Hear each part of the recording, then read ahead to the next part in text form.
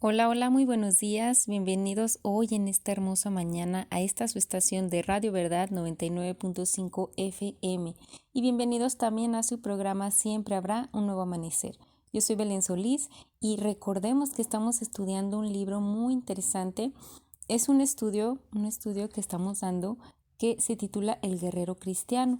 Ya llevamos capítulos avanzados, pero todavía si estás escuchando este programa y no has escuchado los anteriores, yo te invito a que vayas a la página de YouTube, Siempre habrá un nuevo amanecer, y ahí puedes encontrar los dos programas anteriores que es cuando iniciamos. Vamos por la tercera parte. Hoy vamos a ir a la parte de los instructores. Nos quedamos la vez pasada en la parte de la instrucción, cuando nosotros recibimos instrucciones para poder ser esos guerreros cristianos, llevar un orden, una preparación, tener una mecánica sobre la línea y llevar precepto sobre precepto, no salirnos de los parámetros de la verdad de la palabra, tener un objetivo y también el incentivo, la recompensa que el Señor nos da. Si nosotros estamos siendo fieles a su palabra, entonces el Señor nos dará la corona de gloria. Y vamos a empezar con la parte de las instrucciones. Las instrucciones es algo importante que nosotros lo podamos llevar a cabo en nuestra vida, en nuestro andar cristiano. Me gustaría que fuéramos a Efesios 4:11. Efesios 4:11 nos dice: y él mismo constituyó a unos apóstoles, a otros profetas, a otros evangelistas, a otros pastores y maestros. Entonces, por el hecho de que la frase y él mismo constituyó, se usa el pronombre intensivo personal de autos. El énfasis aquí es el dador, Jesucristo. En Efesios 4:7 dice que la gracia fue dada a cada uno. Si crees, si tú eres un creyente en Jesucristo, debes entender que en cuanto tú creíste, dirigiste tu fe a Él, pero Él dirigió su gracia a ti. Y todo lo que está en su plan comienza con gracia. Vamos a ver que la gracia es la política de Dios. Es el primer mensaje que debe de ser claro y entendido. Salvación por fe. Es un regalo de Dios. En Efesios 2, del 8 al 9 lo encontramos. Nadie ha sido salvo por ser bautizado, por ser miembro de una iglesia, por ser mártir, por dar dinero, por hacer buenas obras. Para recibir la vida eterna, solo hay que creer en el Señor Jesucristo. Lo encontramos en Hechos 16:31. Esta gracia ha sido dada de acuerdo a la medida del don de Cristo. Esto significa que no hay limitaciones a la gracia de Dios sobre tu vida. Cuando recibiste a Cristo, recibiste más que vida eterna. De acuerdo a Efesios 1:3, en el momento en el que creíste en el Señor Jesucristo, recibiste toda la bendición espiritual. Él te ha hecho rico, nos ha hecho rico a cada uno de nosotros. Ahora yo te pregunto, ¿cuáles son tus necesidades el día de hoy? ¿Qué tipo de problemas estás enfrentando? Sea lo que sea que tú necesites, tú cuentas con un mayor protector. Tú cuentas con Dios, porque Dios te dio a Jesucristo, te dio todo, te dio su poder, su guía, su riqueza, y sus riquezas están a tu disposición. El único problema es que tú y yo no queremos firmar cheques sobre la palabra. Dice que Dios ha puesto a nuestra cuenta. Entonces, necesitamos comprometernos, necesitamos tener esas instrucciones claras para poder saber que estamos aquí por gracia, estamos aquí por un gran regalo que el Señor nos ha dado, y tenemos también un compromiso que es firmar, estar fieles en la palabra y estar siempre dando cuentas a nuestro Señor de nuestra vida, actuando en verdad, actuando en ejemplo. Y la palabra traducida dar, diodomi, significa dar en gracia. Es un indicativo aróstico, activo, que significa que el momento en el que creciste, Dios te dio gracia. En este punto, cuando pones tu fe en Jesucristo, Dios derrama sobre ti riquezas abundantes, más allá de tu imaginación. Algunos de los regalos más preciosos de Dios se nombran en Efesios 4:11. Y Pablo dice que Dios les dio a algunos hombres regalos. El regalo del apostolado es uno de esos regalos que menciona. A otros de profecía, a otros de evangelismo, a otros de pastores y maestros. Y los hombres a quienes Dios les ha dado estos regalos son a su vez regalos a otros creyentes. porque ellos tienen que ir a dar esa bendición. Los primeros regalos que Dios dio fue a los apóstoles y a los profetas. Estos hombres recibieron revelación directa de Dios para recoger la palabra de Dios y unirla al canon de la Escritura, la Biblia. Qué hermoso y qué interesante.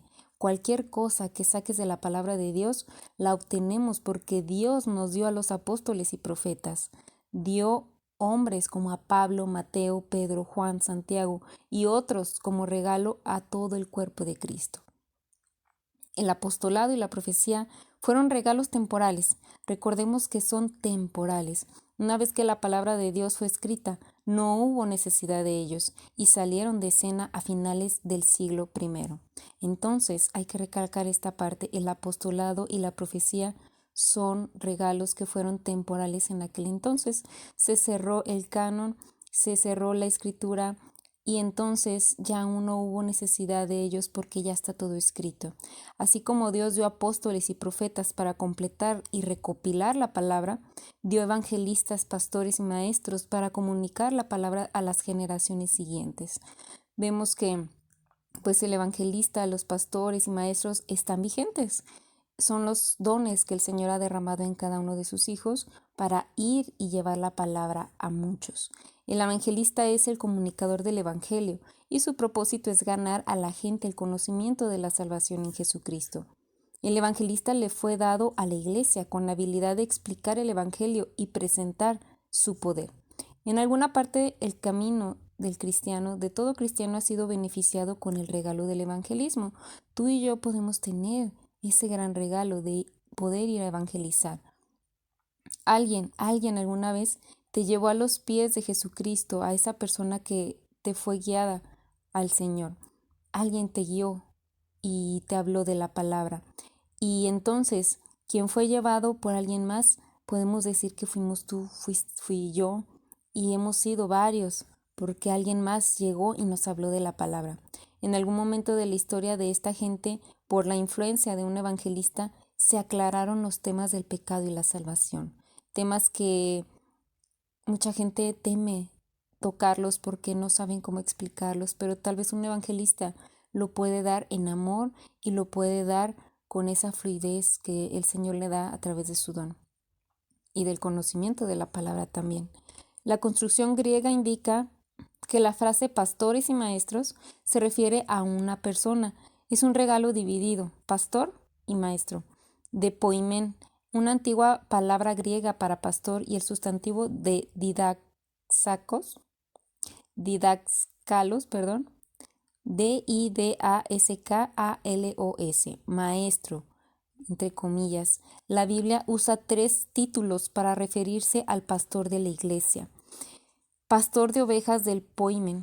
El trabajo del pastor de ovejas era alimentar al rebaño. El pastor alimenta a los creyentes a través del ministerio de enseñanza de la palabra de Dios. Nos menciona aquí que Jesucristo retó 3 veces a Pedro en Juan 21, del 15 al 17 lo podemos encontrar, para que alimentara a sus ovejas. Este reto es luego reflejado en 1 de Pedro 5, del 1 al 4, donde Pedro indica la importancia del ministerio de la enseñanza como prioridad para el pastor. Como número 2 encontramos al anciano. El anciano viene de presbúteros, la palabra para los ancianos, los de mayor edad. El título anciano se relaciona con antigüedad o la autoridad de la iglesia. La designación se usa en pasajes como en 1 de Timoteo 5, 17 al 19 y 1 de Pedro 5, 1. El número 3 es vigilante, de la palabra griega episcopos con K. Es traducida como obispo. Es un compuesto de la preposición epi, que significa sobre, y scopeo, que significa observar, ver. La palabra se usaba en la sociedad griega de la antigüedad para el defensor de la villa. Una villa que buscaba al hombre más atlético, al guerrero mejor preparado, y lo convertía en su episcopos, el vigilante. Era la fuerza en un hombre como la política, cuyo trabajo era mantener la paz cuando atacaban los criminales. Él tenía que estar ahí y tratar con ellos cuando los enemigos estaban ahí atacando. Entonces él tenía que preparar la tropa. Él era el defensor de la villa, como el pastor que debe defender la iglesia.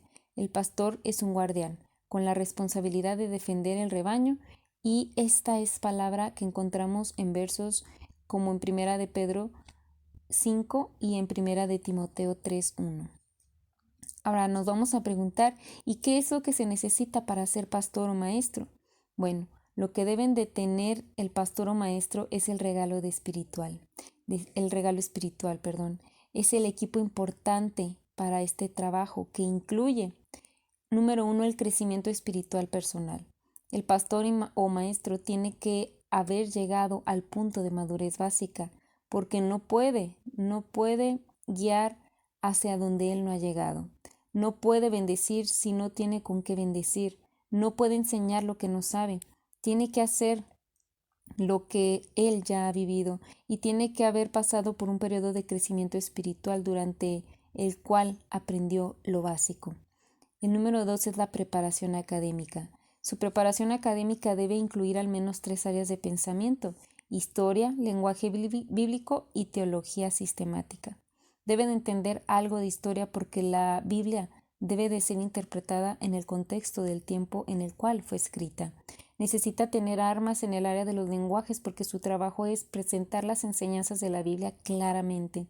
Y si la gente viene a él confundida con algún pasaje o una pregunta, como por ejemplo ¿qué significa?, entonces él tiene que ser capaz de excavar y sacar la respuesta del texto. No hay pasaje en la escritura donde no pueda ser capaz de encontrar una respuesta. Necesita preparación básica en el área de teología sistemática porque tiene que entender toda la extensión de lo que la Biblia enseña. Como número 3 es la fidelidad. El pastor maestro debe de ser sensible a Dios, no al hombre. Necesita un refugio porque no puede preocuparse de que la gente lo quiere o no. Su preocupación debe de ser esperar en Dios, permanecer fiel a aquel que le llamó. En Ezequiel 34, Dios le enseña a cada pastor 7 responsabilidades: alimentar al rebaño, fortalecer al enfermo, curar al enfermo, unir a los quebrantados, traer a los descarriados, buscar a los perdidos y proteger a las ovejas de los lobos. Entonces vamos a analizar cada punto con detenimiento y ver cuáles son las características de un pastor maestro. Después vamos a ver el plan a fin de perfeccionar a los santos para la obra del ministerio, para la edificación del cuerpo de Cristo. Esto lo encontramos en Efesios 4:12. Vamos a ver por qué Pablo enfatiza la importancia de que Dios les dé regalos a aquellos a quienes escribe y a aquellos que comunican la palabra de Dios. Él lo dice en el verso 12, en 3 frases preposicionales. Pablo enlista el objetivo inmediato para equipar a los santos para la obra del servicio y para la edificación del cuerpo de Cristo. En esta sección tiene una frase preposicional que comienza con la preposición pros, que significa con la vista al frente. Dios les dio a quienes podían comunicar porque Él tenía un plan, un programa. Él tenía la vista al frente para equipar a los santos. La palabra equipar, que catarizó, fue utilizada o usada en el ámbito médico de arreglar los huesos rotos. Era utilizada por los mercantes del mundo antiguo y significa tener buenas provisiones para vender. También fue usado por los militantes antiguos, lo utilizaron para hablar del abastecimiento logístico de las tropas. Este último significado es la idea principal de este pasaje. Ahora vamos a ver y tenemos que reconocer que nosotros somos la tropa. Tienes que salir todos los días a emprender la batalla espiritual contra los enemigos visibles e invisibles. Tal vez nos preguntemos, ¿quién nos va a dar esas provisiones necesarias y el equipo que necesitamos? Bueno, pues todo esto viene de la palabra de Dios. Dios tuvo en mente que la iglesia se enseñara la palabra de Dios para que cuando nosotros saliéramos al mundo, tuviéramos esa respuesta a la vida, para que pudiéramos entender el mundo en el que nosotros estamos viviendo. Y esto es a lo que se le llama equipar a los santos. Sin instrucción bíblica consistente no podemos estar equipados. Si nosotros no llevamos ese equipo, nunca llegaremos a ser maduros y nos quedaremos en la poca madurez. Nunca lograremos llevar a cabo el plan de Dios para nuestra vida. Vamos a ver que en la segunda fase preposicional, la palabra traducida como por no es pros, sino eis. Eis nos dice que no es el pastor el que hace la obra del ministerio, ahora es el santo al que le toca actuar. ¿Por qué el pastor enseña? Vamos a ver que el pastor enseña para equipar a su rebaño. La razón por la cual equipa a su gente es para que cada uno como individuo pueda llevar a cabo el trabajo de su propio ministerio. Lo que se llama aquí la obra del ministerio es el ministerio actual del creyente. Cada creyente tiene que equiparse para llenarse 3 áreas de servicio. Número 1, el sacerdocio. Todo creyente es sacerdote de Dios. Todo creyente tiene derecho a presentarse ante el trono de la gracia. Lo vemos en 1 de Pedro 2, 5 y 2, 9. Y a través de la confesión y la limpieza, en 1 de Juan 1, 9, nos lo menciona y tiene que vivir en la presencia de Dios. Entonces, como número 1 es el sacerdocio, para que nosotros podamos tener ese servicio y equiparnos a través de estas 3 áreas. El número 2 es embajador. Todo creyente es un embajador al pueblo del no creyente. Dios ha dado el ministerio de la reconciliación para que seamos embajadores de Cristo. En 2 de Corintios 5, 17 al 20 lo encontramos. Y es la responsabilidad del creyente representar a Cristo ante la gente con quien tiene contacto diario. El número 3 es el ministerio. Todo creyente, cada uno de nosotros somos ministro del cuerpo de Cristo. Somos los que recibimos un don espiritual cuando depositas su fe en Cristo. Cuando tú y yo depositamos nuestra fe en el Señor, en Jesucristo, entonces recibimos ese don espiritual. Lo encontramos en 1 de Corintios 12, 7. Este don aclara el plan de Dios para nuestra vida y responde a la pregunta: ¿qué es lo que Dios quiere que haga? Entonces es por medio que los dones del Espíritu en el cuerpo de Cristo, la iglesia crece y es fortalecida. Entonces la tercera fase preposicional en este verso para la edificación del cuerpo de Cristo nos muestra que la meta de la enseñanza del pastor y del servicio de los creyentes es esta: servir con sacerdocio, siendo embajadores y estando siempre al frente de nuestro ministerio con los dones y talentos que el Señor nos ha dado. Todos los pastores del mundo unidos no pueden constituir el cuerpo de Cristo por ellos mismos. Los cristianos quieren sentarse y esperar que el pastor evangélico o que haga su trabajo, que empiece a hablar, que evangelice, que edifique y que haga todo lo que debe de hacerse. Este pasaje dice que nosotros debemos de salir a desarrollar nuestro propio ministerio. Al hacerlo, el cuerpo de Cristo se edifica por su trabajo en la tierra. Entonces tenemos un objetivo. Tenemos un objetivo que nos menciona en la Biblia. En Efesios 4:13 nos dice: hasta que todos lleguemos a la unidad de la fe y del conocimiento del Hijo de Dios, a un varón perfecto a la medida de la estatura de la plenitud de Cristo. Ese es nuestro objetivo. Vamos a ver, aquí tal vez nos preguntamos cuál es el propósito de la enseñanza que equipa al creyente para llevar a cabo sus ministerios para la edificación del cuerpo de Cristo. Bueno, pues la palabra traducida como que lleguemos significa ser nosotros adquiridos para poder lograr ese objetivo. Adquirir o poseer el poder llegar a ese objetivo. ¿Qué se tiene cada uno de nosotros para Cristo? Tenemos dones y talentos y tenemos un objetivo que es llegar a la estatura de la plenitud de Cristo. Tal vez nos preguntemos, ¿qué se obtiene cuando se da una clara doctrina más que una actitud positiva por parte de la gente? Bueno, pues se obtiene la unidad. En la Escritura se nombran 3 esferas de la unidad. Es la unidad posicional, la unidad práctica y la unidad doctrinal.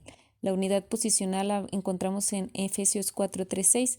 Nos dice Pablo que seamos diligentes para perseverar. La unidad del espíritu en el vínculo de la paz.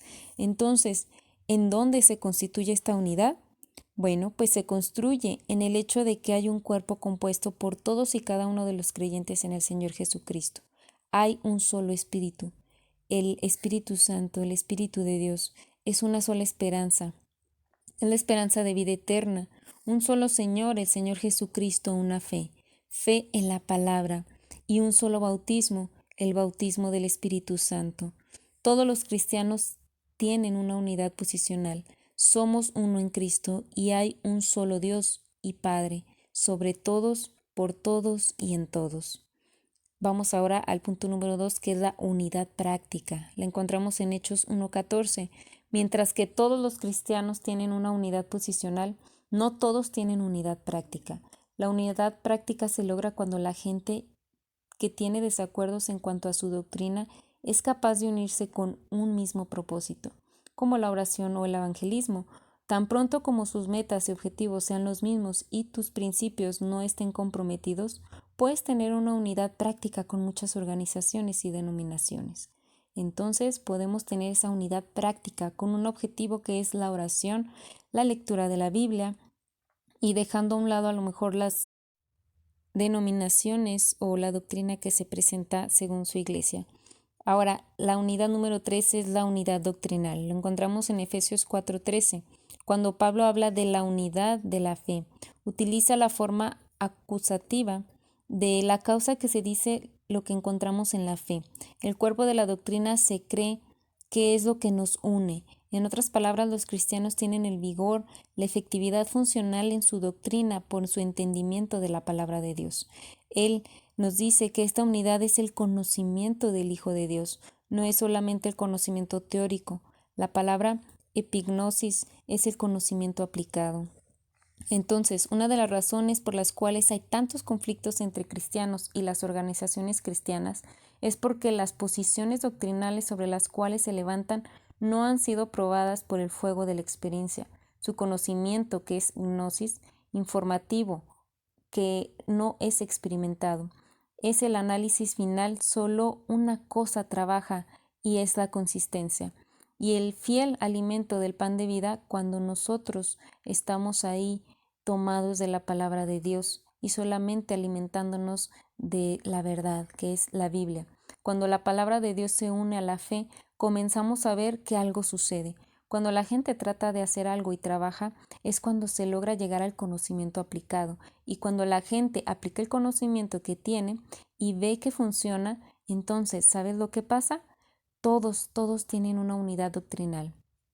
Están de acuerdo porque saben lo que tienen verdaderamente en su corazón, en su conocimiento y saben que eso funciona. Este conocimiento práctico del Hijo de Dios que lleva a la madurez espiritual, necesitamos nosotros conocerlo, tenerlo y si tú ya lo tienes, entonces ponerlo en práctica. Tenemos este principio, no podemos llegar a la madurez espiritual solo por conocimiento. Llegamos a la madurez por conocimiento aplicado. Lo que sabemos debe de practicarse, debe de vivirse, debe de funcionar en la familia, en el lugar de trabajo, en la vida diaria. Y cuando nosotros llegamos a ser hombres y mujeres maduros, nuestra medida se completa con la llenura de Cristo.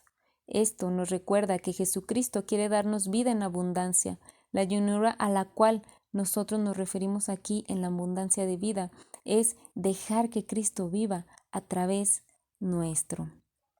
Entonces nosotros podemos practicar estos tres tipos de unidad: unidad posicional, unidad práctica y unidad doctrinal. También vamos a ver que hay un peligro. Vamos a ver de qué se trata este peligro. En Efesios 4:14 nos dice, para que ya no seamos niños fluctuantes, llevados por donde quiera de todo viento de doctrina, por estratagema de hombres que para engañar emplean con astucia las artimañas del error. El deseo de Dios es que sus hijos crezcan. La palabra se traduce aquí como niños, nepios, que es la palabra utilizada para bebé. Habla del creyente que lo ha sido por años y años, pero nunca ha crecido. Este es un niño que no debería de ser niño. Entonces, Pablo nos dice que esta persona es llevada por olas de vientos de doctrinas. No hay nada más insensable que el viento y el agua que trabajan juntos, y entonces es aquí donde el creyente corre tras una nueva idea y cambia constantemente. Es derribado porque no entiende qué y no sabe para dónde ir. Sabe que tal vez ahí está la palabra, pero se deja llevar por corrientes. Entonces, no todo el que habla del Señor tiene verdaderos motivos para hacerlo. El estratagema de hombres a la que se refiere Pablo proviene de un término antiguo que significa la maña de la mano de un juego de dados. Pablo dice que hay gente que trata con la palabra como si estuvieran jugando contigo y se aseguran de ganar la partida. Eso es porque utilizan trampas y mañas. La palabra maña viene de un compuesto que significa deseoso, de hacer cualquier cosa. Sobre esto usan esquemas falsos de la palabra que entonces significa metodeia. Esto significa método o estrategia. Tienen una estrategia para engañar. Pablo describe al perdedor, una persona que a causa de su falta de claridad en la palabra de Dios es susceptible a cualquier recodo falso. Y Dios no quiere que seamos insensables, quiere que nosotros estemos firmes. Su deseo es que afirmemos nuestros pies en la roca de la verdad y solo allí hallaremos su estabilidad. Y mientras todo el mundo a su alrededor está confuso, nosotros sabemos en dónde encontrarnos, a dónde nos dirigimos y qué hacemos con un propósito en nuestra vida. Pero no podemos hacer esto si no creemos, si no aprendemos las enseñanzas de la palabra sobre la vida. Entonces es importante nosotros detectar ese peligro y estar firmes en la roca, conocer la verdad y aplicarla en nuestra vida, encontrar esa estabilidad que el Señor nos brinda. Ahora vamos a la parte de la analogía. En Efesios 4:15 al 16 nos dice: sino que siguiendo la verdad en amor crezcamos en todo en aquel que es la cabeza. Esto es Cristo, de quien todo el cuerpo, bien concentrado y unido entre sí por todas las coyunturas que se ayudan mutuamente, según la actividad propia es cada miembro, recibe su crecimiento para ir edificándonos en amor. Entonces aquí encontramos la prioridad de la Iglesia, seguir la verdad en amor. Esta es la verdad de la palabra de Dios, seguir. Seguir es el presente que se refiere a la acción habitual de enseñar o mantener la verdad, sosteniéndose de la verdad. Entonces, esto se da sin equivocaciones. No golpeas a la gente por la cabeza con la palabra de Dios, no. Solamente tomas un lugar y dejas a los otros que tomen el suyo. Y esto lo haces en la esfera del amor. Tú tienes el balance entre la gracia y la verdad. Todo creyente debe de creer en Cristo. La palabra auxano se refiere al crecimiento natural, ese crecimiento natural de algo que es alimentado como debe de ser. Cuando somos alimentados con la palabra como debe de ser, crecemos en todas las esferas en Jesucristo. Esto significa que cada aspecto de nuestra vida llega a estar bajo la autoridad de Cristo, a quien se le llama la cabeza. La cabeza es la última autoridad. Jesucristo viene a ser la última autoridad en nuestra vida. Y finalmente en el verso 16 vemos la función del cuerpo de Cristo. Esta es la analogía que está comparado lo espiritual con lo físico. Pablo habla de la cabeza y el cuerpo. Cristo es la autoridad en la iglesia, es su cuerpo, todos somos los miembros con una función y todos somos importantes, hasta los dedos de los pies. Conforme aprendemos de su autoridad, a través de la enseñanza de su palabra, todo el cuerpo se une a un trabajo en común.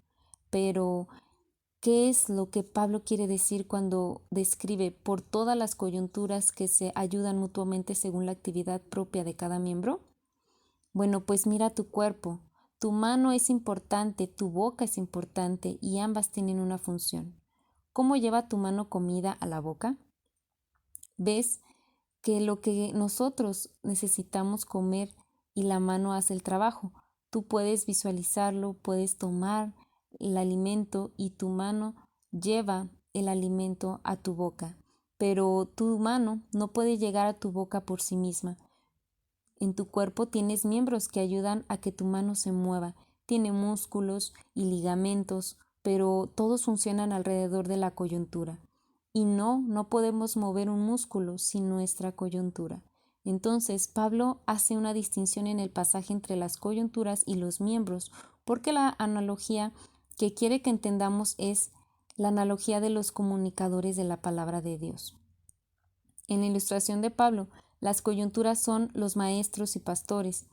Miremos al principio donde nos dice: ningún miembro del cuerpo de Cristo funciona apropiadamente, sino que recibe enseñanza de la palabra de Dios. Entonces hay que recordar que Pablo nos dice en los versos 11 y 12 que los dones de comunicación están diseñados para equipar a los santos.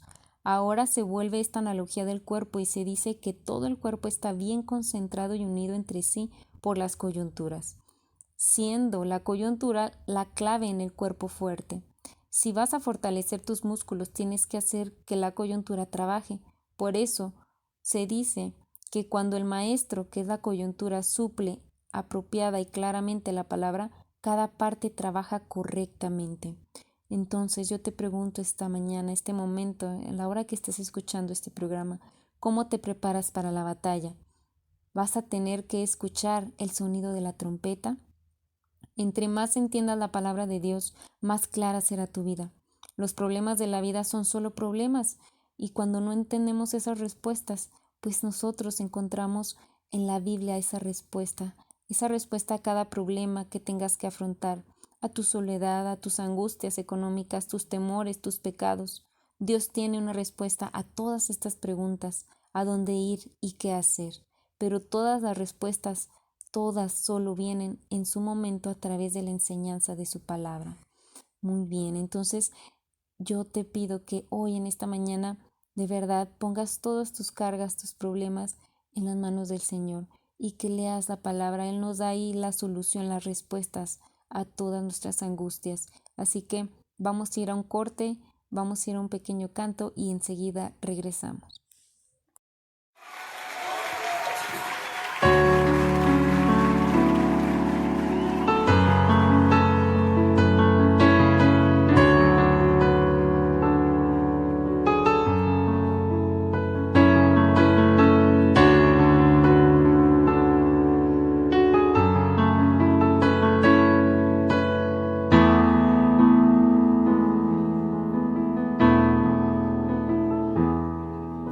Si notas que aprendí a andar solo,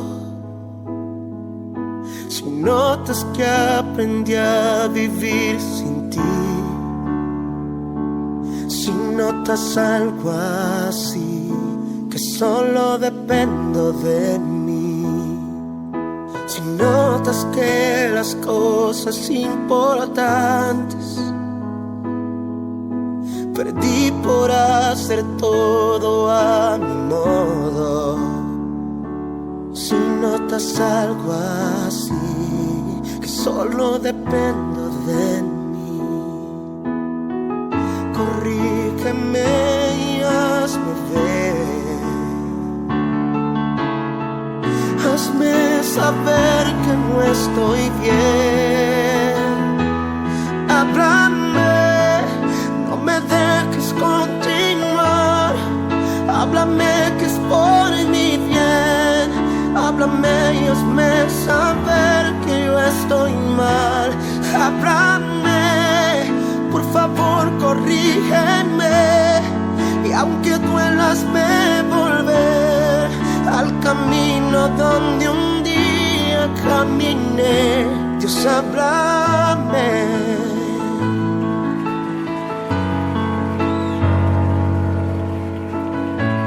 Me ves preocupado por pensar en tantas cosas que quiero lograr. Si solo pienso en mí, si ya no pienso en ti, si notas que la fama me hizo cambiar y ves que no soy el mismo al hablar, si notas algo así, no me dejes seguir, corrígeme y hazme ver,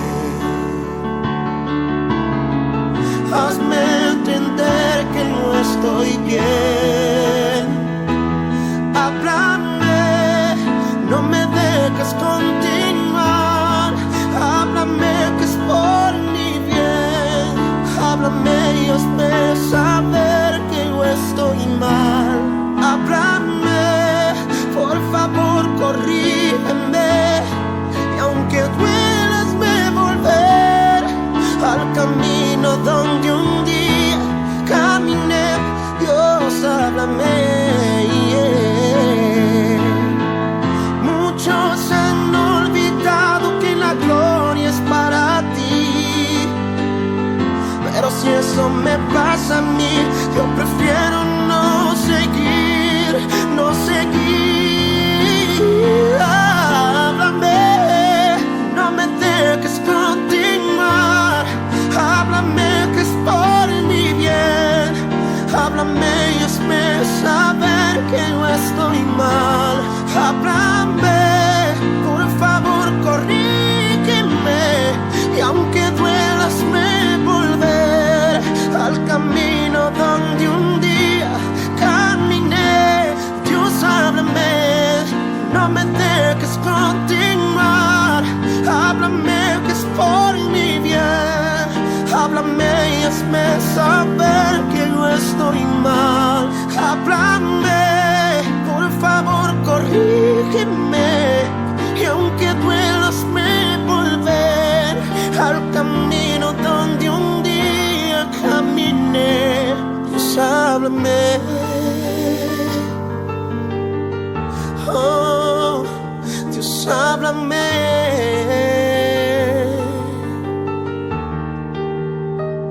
Si estoy equivocado, Dios, si he cambiado delante de ti, Dios, si mi corazón se ha apartado en algún momento, solo háblame, solo háblame, háblame, háblame, háblame.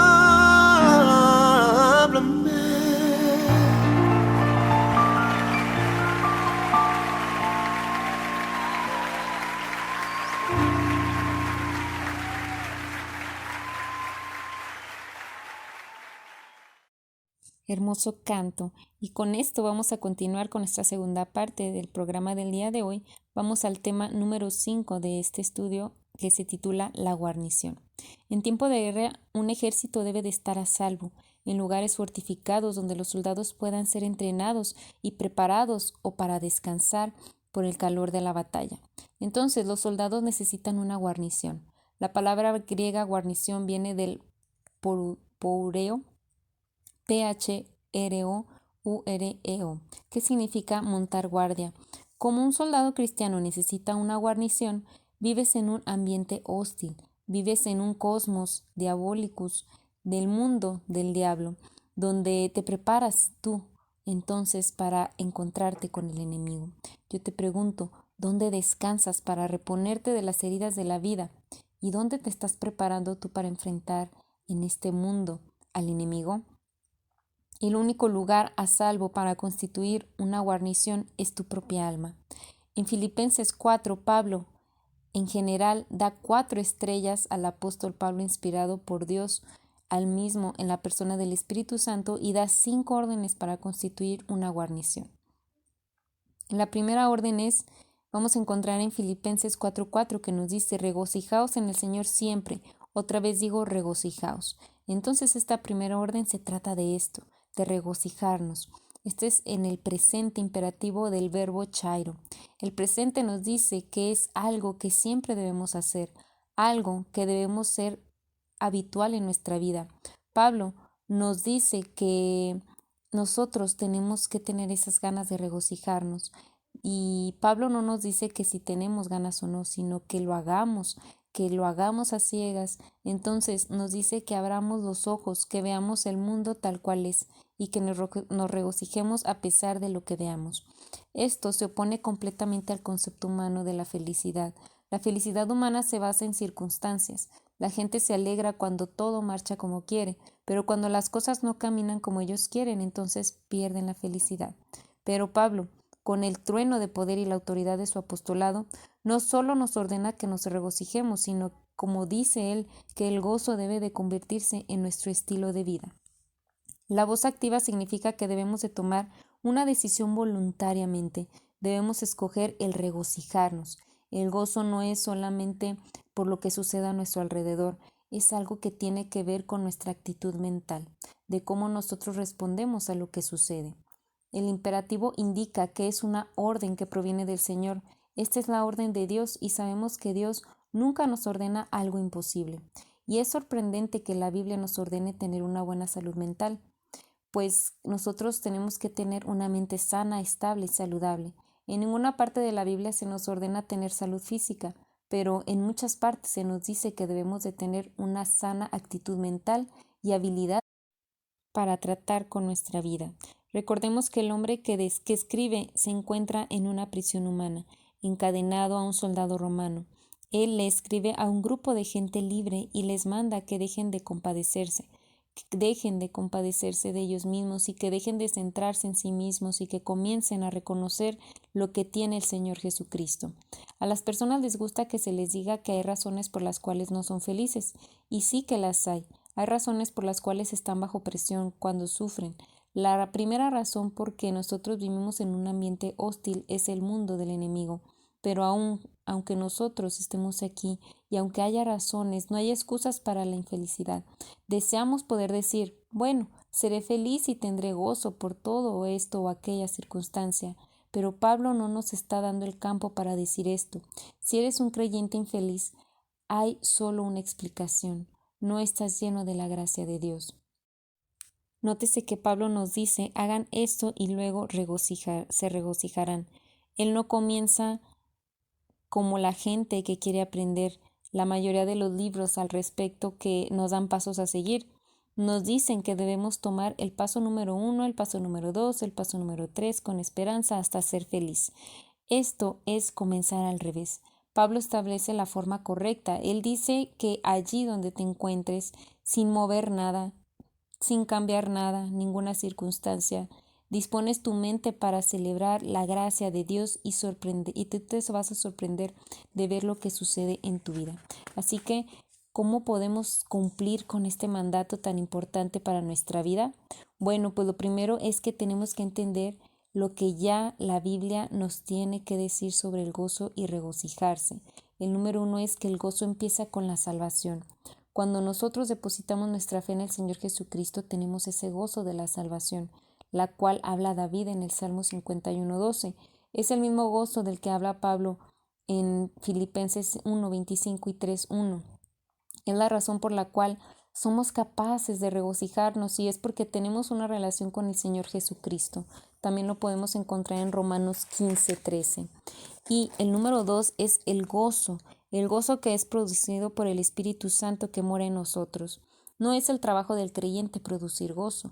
Encontramos en Gálatas 5:22 que Pablo nos dice que el fruto del Espíritu es amor, gozo, paz. Entonces, solo el Espíritu de Dios puede darte ese gozo. También en Romanos 14:17 lo podemos encontrar. El número 3 es el gozo que se mantiene si permanecemos unidos a Dios. Jesús dijo a Juan en 15:11, estas cosas os he hablado, refiriéndose a que sus mandamientos habiten en una unidad con Él, para que mi gozo esté en vosotros y vuestro gozo sea cumplido. Lo vemos en 1 de Juan 1, 3, 4. Entonces, Él se refiere a que nosotros estemos apegados a sus mandamientos para que habitemos en unidad con Él, y con esto vendrá el gozo entre nosotros y entonces será nuestro gozo cumplido. El número 4 es el gozo que se basa en ver la vida desde el punto de vista divino. Cuando miramos la vida desde la perspectiva de Dios, tenemos un gozo en condiciones en que la gente en común no tiene. Tal vez nos preguntemos qué clase de actitud tuvo el Señor Jesucristo en la cruz. Bueno, lo encontramos en Hebreos 12:2. Dice que Él tenía gozo en el lugar alto, mientras los discípulos se amontonaban temiendo las cosas que Él había dicho y que iban a suceder. Les dijo, si me amarais, os hubierais regocijado. Lo encontramos en Juan 14:28. Y el 5 es el gozo, es contagioso. La gente feliz atrae a otros. Filipenses 2:17 al 18 nos lo hace ver. El número 6 es el gozo se encuentra en la palabra. La palabra de Dios es espada de gozo. Pablo dice en 1 Corintios 13:6 que el amor no se goza en la injusticia, sino en la verdad. Es injusto que nosotros saquemos a Jesucristo de nuestra vida y que ignoremos sus guianzas. Es injusto que vengamos a Él y después le demos la espalda. Entonces es injusto que nosotros estemos aquí ignorando su palabra. Así que luego que le damos de espalda, le decimos o le mencionamos, déjame vivir mi vida solo. Este amor que nos une a la verdad, encontremos en Juan 17:7, David nos dice que los preceptos del Señor alegran el corazón. No hay gozo como el gozo que viene de estudiar y conocer y aplicar la palabra de Dios. El 7 es el gozo eterno. Dios ha reservado un gozo superior en el cielo más allá de cualquier experiencia o de cualquier imaginable en el tiempo.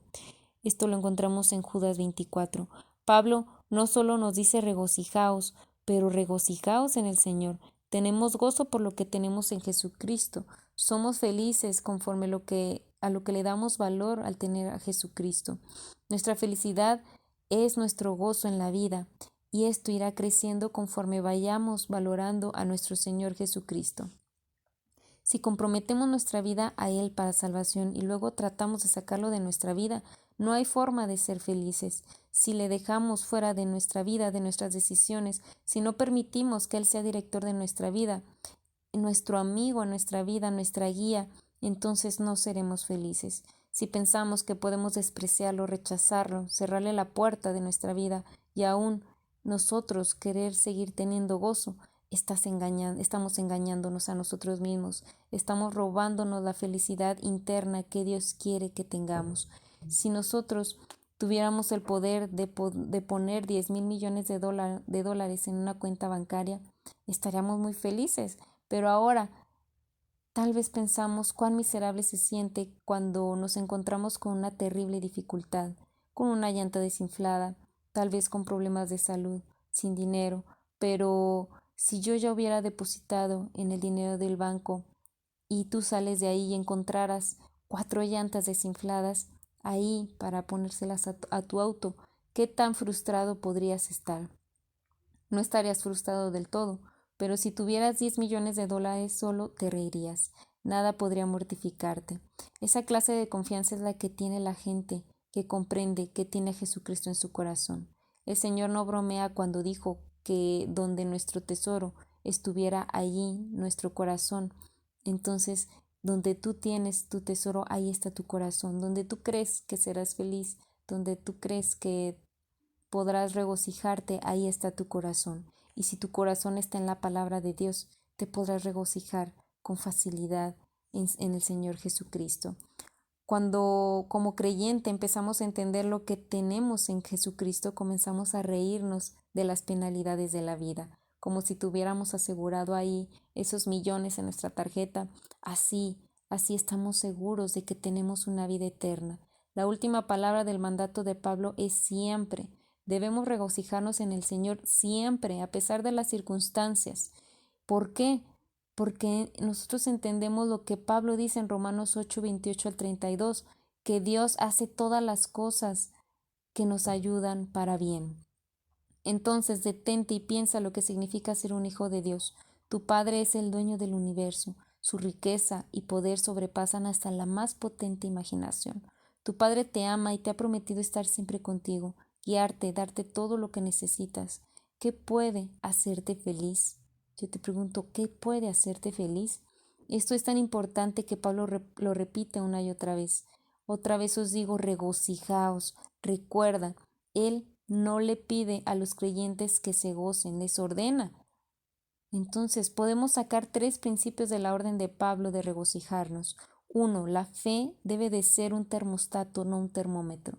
Un termómetro simplemente refleja el estado del tiempo y un termostato controla el ambiente. Si entras en un ambiente miserable y tienes el termostato de la fe en tu alma, vas a cambiar el ambiente en vez de que éste te cambie a ti.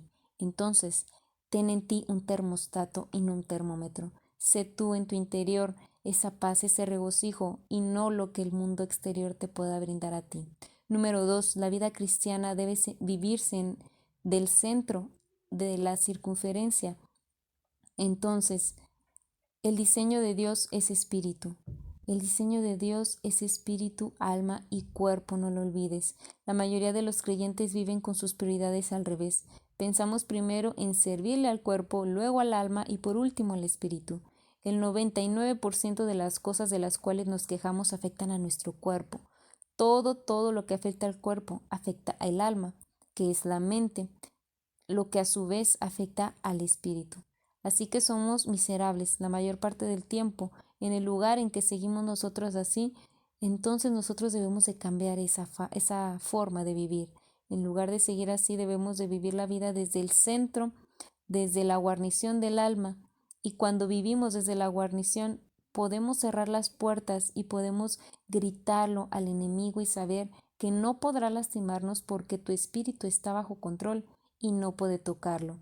Entonces, el punto número 2, recordemos que la vida cristiana debe vivirse del centro hacia la circunferencia, ¿sí?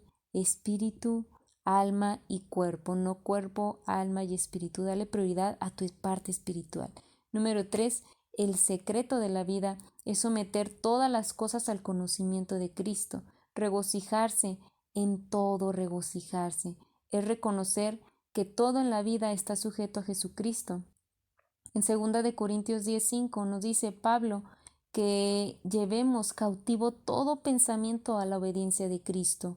Entonces, tomemos cada distracción de nuestra vida para nosotros poder tener cada detalle ahí. Todo lo que ocupa tu mente, ponlo bajo la luz de Jesucristo.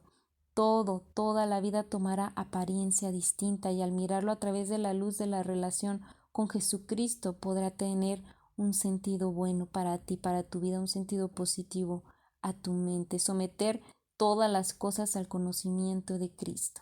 Vamos ahora a la segunda orden.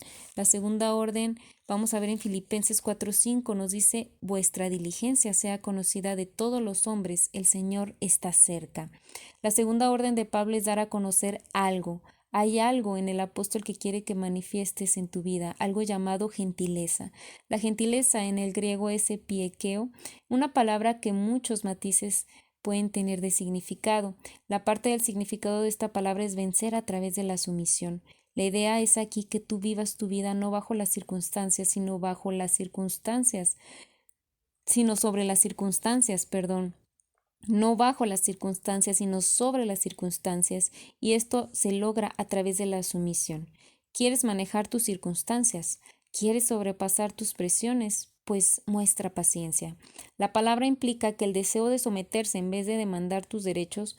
Pablo dice que si quieres revelar tu gozo interior que tienes con tu relación por Cristo, es tu relación con otras personas. Debes dejar de demandar.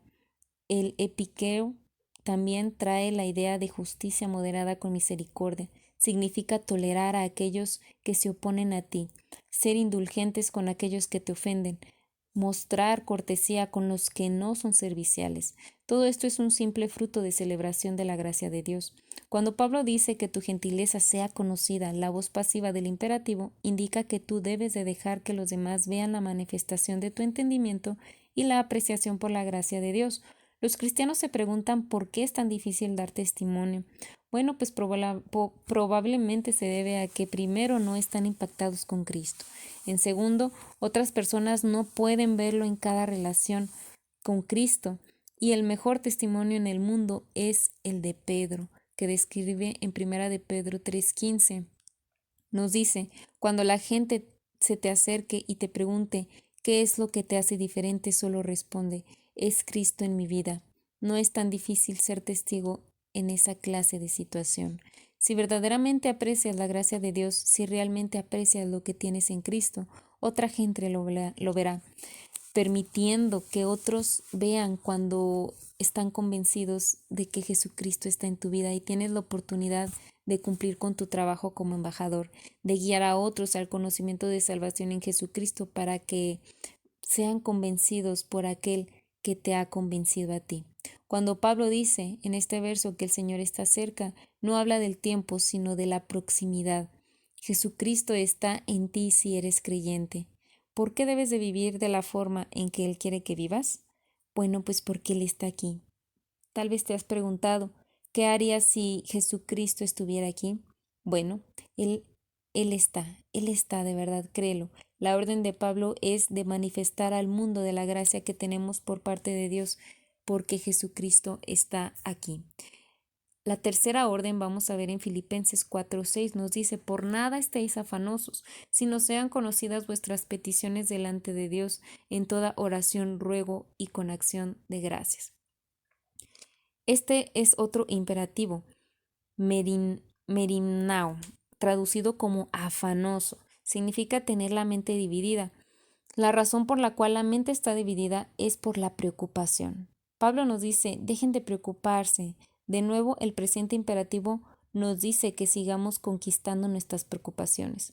Cuando se usa la voz activa con un imperativo, significa que debe de escoger y hacer lo que se está ordenado. La gente acostumbra a decir: es que no puedo dejar de preocuparme. Esto no es cierto. Hay una solución para el afán. Pablo dice: no estén afanosos por cosas pequeñas, solo preocúpense por las grandes. Entonces, Pablo nos está diciendo que no te afanes, ni por las pequeñas, ni por las cosas grandes. Él dice que no nos afanemos. Él dice: no se preocupen por nada. No permitan que su mente se divida y se distraiga de la gracia que tienes en Jesucristo. Entonces, no te afanes, ni por cosa pequeña ni por cosa grande. No te preocupes. Dios nunca ordena cosas que no puedas hacer. Entonces, la victoria sobre la preocupación es alcanzable. La preocupación es el resultado inevitable de la inferencia humana con el plan divino. Dios tiene un plan para tu vida y Él trabajará ese plan, pero la preocupación, la fe, temor y fe son compartibles. Pablo usa el griego del mayor contraste posible para demostrar algo que es totalmente separado y que es ajeno a la preocupación, y por supuesto es la oración. Usa 3 diferentes palabras aquí. La primera palabra es proseuchomai. Se traduce en oración y significa acercarse con el propósito de hacer peticiones, y enfatiza el hecho en el que estás cara a cara. Vienes ante el Señor, o como alguna gente dice, lo llevas al Señor. Después de haberte acercado, suplicas. Decís significa que haces una petición o expresas tu necesidad. Jesús dijo que nuestro Padre sabe lo que necesitamos aún antes de que lo pidamos. Lo encontramos en Mateo 6:8. Así que, ¿por qué hay que orar? Bueno, pues porque la oración es parte de nuestra comunicación con Él. Entonces, estemos seguros que Dios sabe, a pesar de que nosotros no, y el compromiso demanda comunicación honesta, objetiva. Las relaciones no pueden levantarse sin comunicación. Debemos orar con acción de gracias, y en esto de nuevo, eucharisteo, que proveniente esta palabra de charis, la palabra para gracia. Eu es la preposición que significa bien o buen. Teo es el final del verbo dar.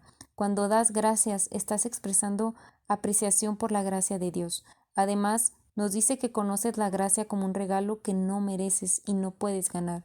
Dice que entiendes que tienes solo gracia porque solo Dios es dador de gracia. Entonces, cuando vas a Él, le das a conocer tus necesidades y luego le agradeces con anticipación. Hay una idea loca que anda entre los cristianos, y es el que si oras y crees lo suficiente, obtendrás lo que deseas. La Biblia no nos enseña eso. Lo que Dios da está basado en su voluntad y en el secreto para la oración que es revelado en 1 de Juan 5, 14, 15. ¿Quieres hacer oraciones poderosas? Es sencillo. Ora de acuerdo a la voluntad de Dios. Probablemente dirás: pero yo desconozco su voluntad. Bueno, pues hay una solución para eso. Encuéntrala.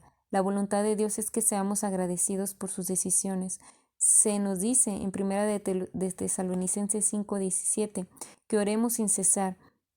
Y en el verso siguiente se nos dice que debemos estar agradecidos por todo. La palabra dice que primero debemos buscar la voluntad de Dios y encontrarás lo que Él quiere. Luego oras en relación a eso con fe y lo recibirás. Entonces vamos a ver que hay una consecuencia de la obediencia. Vamos a esta parte.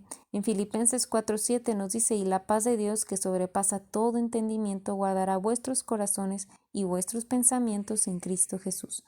Este es el corazón del pasaje. Nos dice lo que Dios hace como resultado a nuestra obediencia. La palabra traducida como paz e Irene significa prosperidad espiritual. Paz en el sentido bíblico no significa la ausencia del alboroto o las circunstancias adversas, sino que significa la calma de tu alma a pesar de las circunstancias. Entonces, es por eso que se llama la paz de Dios. que le pertenece a Él.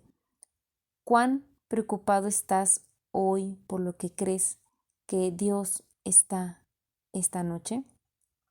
¿Crees que el omnipotente Dios se está torciendo las manos por la situación del mundo o por tu situación?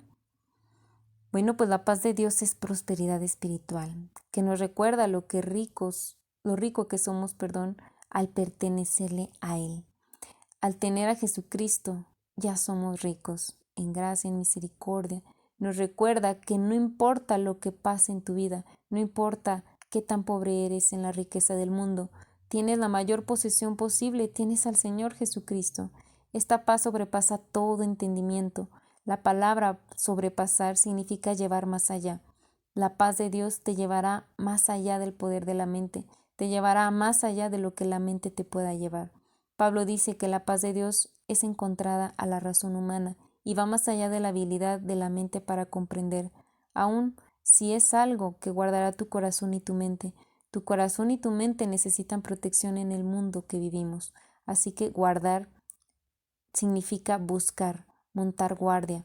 Pablo dice que la paz de Dios viene a ser guarnición de tu alma. Guarnición es un lugar fortificado, una posición donde estar a salvo es territorio enemigo. En territorio enemigo tienes un lugar a donde ir y hallar paz. Necesitas un refugio del tumulto de la vida. Debes encontrar un tranquilo lugar y estable. Buscar en vano un lugar de paz en este mundo será muy difícil. Hay un solo lugar de paz y la encontrarás en paz en el alma que descansa en el poder de Dios. Tú encontrarás esa paz solamente en el alma que descansa en el poder de Dios. Vamos a la cuarta orden. Lo vamos a encontrar en Filipenses 4:8. Nos dice: por lo demás, hermanos, todo lo que es verdadero, todo lo honesto, todo lo justo, todo lo puro, todo lo amable, todo lo que es de buen nombre, si hay virtud alguna, si es digno de alabanza, en esto pensad. En este verso Pablo nos da 3 coplas, cada una representa un principio y su aplicación. La aplicación de todo lo que es verdadero es actividad honrable. La aplicación de todo lo honesto o justo es puro, inocente, sin tacha. Entonces la aplicación de todo lo puro, que significa atraer el amor, es amigable y compartible para una buena reputación. Excelencia significa virtud. La virtud es la habilidad para hacer las cosas bien hechas. Pablo dice: en esto pensad. El verbo aquí es longisomal, que significa contar con. Esta es la cuarta orden. Cuenta con estas cosas.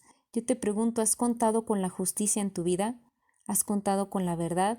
¿Todos los días cuentas enfocas o te concentras en los principios de la virtud de tu vida? Este verso nos habla del punto de vista divino. Pablo dice: deja de pensar como piensa el hombre, comienza a pensar de la forma en que piensa Dios. Piensa en justicia, en verdad, en la palabra de Dios. Concéntrate, ocupa tu mente en estas cosas. Este es otro presente imperativo, así que nos dice que ocupemos nuestra mente en estas cosas, que continuemos pensando de la misma forma en que piensa Dios. Entonces esta orden es muy importante. Piensa en lo que piensa Dios. Ocúpate de pensar en lo que Dios quiere que pienses. Olvida las cosas del mundo que te van a atormentar tu mente. Entonces vamos a la quinta orden. Filipenses 4:6 nos dice: lo que aprendisteis y recibisteis y oísteis y visteis en mí, esto haced, y el Dios de paz estará con vosotros. Las cosas que los filipenses aprendieron y recibieron tenían que ver con la parte académica de su entrenamiento. Las cosas que escucharon y vieron en Pablo y otros tenían que ver con la experiencia. Pablo les dice que lo practiquen todo. El verbo prazo es otro imperativo. La quinta orden de Pablo es mantener práctica constante de estas cosas, dejando constantemente que las cosas que has aprendido sean aplicadas en tu vida. Hay 5 imperativos en este pasaje.